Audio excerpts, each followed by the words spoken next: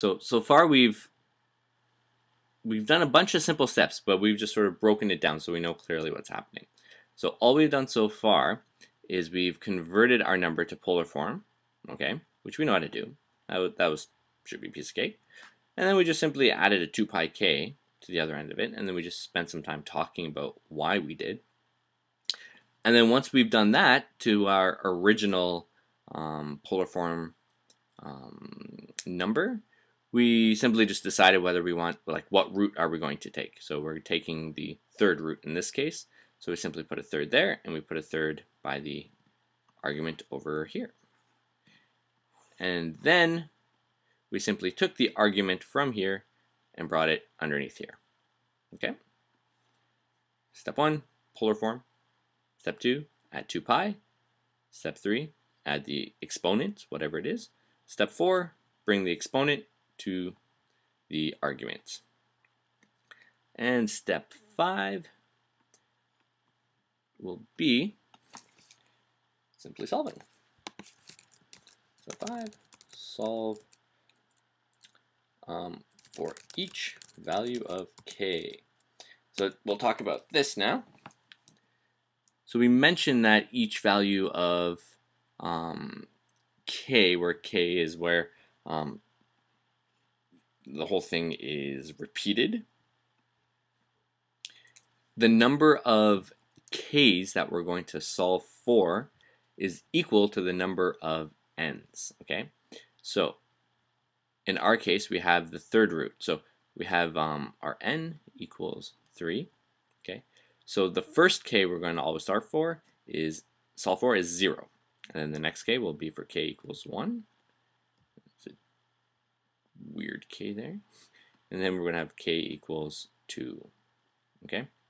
So k equals 0, k equals 1, and k equals 2. So that means this k here will first equal 0, then it'll equal 1, then it'll equal 2. And we simply go through and we solve it. So here's our 3.16, which we remember is the value of the arm that we had. Here, so we had this, which I drew up there. So here's our r. So remember, whenever taking the nth root, we're going to take the nth root of this r, and then take the nth root, or take the nth, we're going to divide the theta by the value that we took the nth root of. Here, that we reviewed that in the other video. So there's 3 plus I. We're now going to simply take the third root of 3 and the third root of I. We are going to take the third root of the r and then divide the theta by that many. So 3.16, third root of that, which would cut this to maybe something like that. And then this will be multiplied by, and I'm going to write this out now, the cos of 3.2 over 3. And then for our first k, it's going to equal 0. So this whole bit ends up equaling 0. So this is gone. So there's 3.2 over k plus I sine 3.2 over 3. Okay? So remember, there's no exponent here because instead of taking the exponent of this whole thing in the middle, we brought the exponent down to the argument. So instead of saying to the 1/3, we just did 3.2 times 1/3. Okay? So that's why it's divided by 3 here. So this will actually give us our first solution. We go through and we solve this straight up into our calculator. 3.16, take the third root, cos of 3.2 over 3, and then plus I sine 3.2 over 3. And then we'll multiply this through. So that will be our first solution. And then for k equals 2, we'll have 3.16 again to the 1/3. That doesn't change. But then we're going to have the cos of 3.2 plus 2 pi. Okay, where k equals 1. So we're going to do that over 3. So 2 pi simply is 3.14 times 2, so that's 6.28. So then 6.28 plus 3.2 divided by 3 plus I sine of 3.2 plus 2 pi over 3. And then for our third, we're going to have again 3.16 to the 1/3 cos of 3.2 plus 2 pi, and I'll just write this out.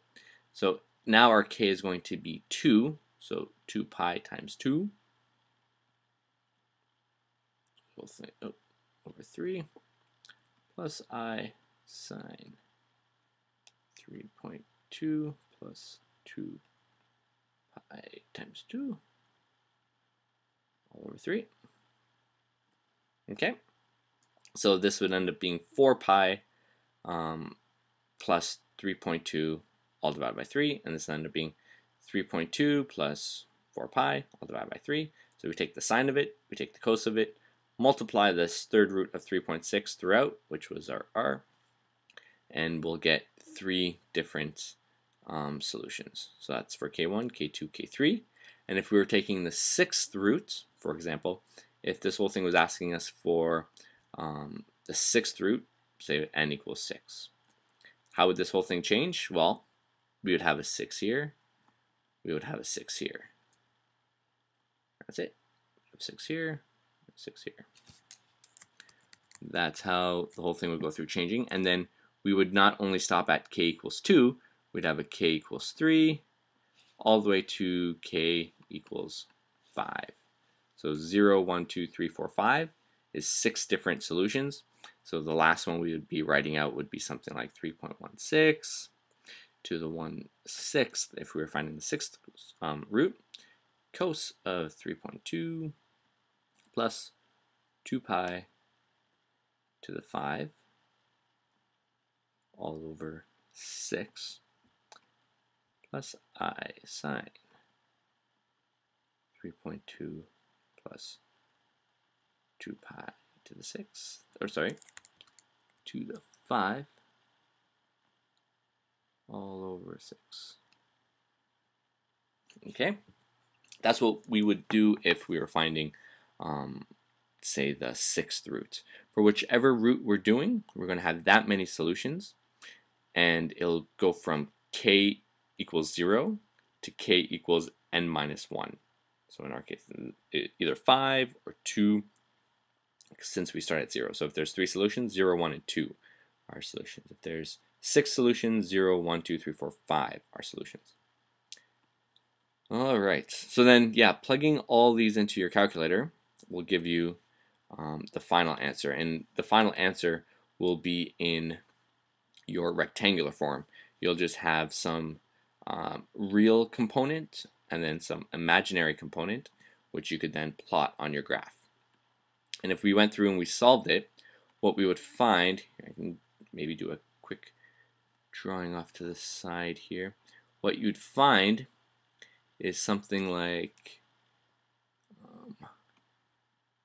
if this was our original point here, which would have our r and our theta, and if we were to find the 6th root of that, the 6th root would make this really, really small, and then would be divided equally, 1, 2, 3, it's probably not equally, but it would be, the thetas would be divided equally there. So we'd have all these arms, pretend all these arms are the same length of r, and then equally spaced thetas. I don't know if that makes sense. Hopefully that wasn't too confusing, but the whole thing is split evenly around this point. So theta, and then our theta 2, theta 3, and this is for each one of the values of k. Theta 4. Actually, I think that last bit might have confused you a bit more, but basically you have an arm, whatever your new r value is, and our r value was the 3.16, and so say it was the 3rd root, okay, we'll just 3.16, the 3rd root. Let's say it was something that was about that long. It would be as if we had a circle with a radius of that, okay, going all the way around, and the thetas that we would use, K0, K1, and K2, whatever this part of it would end up being, or including that 3, whatever this part of it would equal being, would split this evenly into 3 spaces. Okay, so you'd have one solution that was there, another solution that was there, and another solution that was there. If we were taking the 6th root, then we would have another solution that was here, another solution that was that point there, another solution that was that point there. Okay, and so on. And each one of these thetas in here gives you that angle there, or that angle there, or that angle all the way around to there. Okay, I think that might have been a bit more clear. Okay, so hopefully that solves your, or that answers your question as to how to find the nth root. If our n equals 2, remember, if our n equals 2, so then we're just taking the square root, you can use the method that I showed you in the other video. It makes it much simpler. But if you're taking the nth root, anything bigger than n equals 2, then you have to use this method here and go through, solve for each k, etc. All right, I hope that was helpful. If you have any questions or if anything was unclear, just let me know, and we'll work on that. All right, all the best. Talk to you later.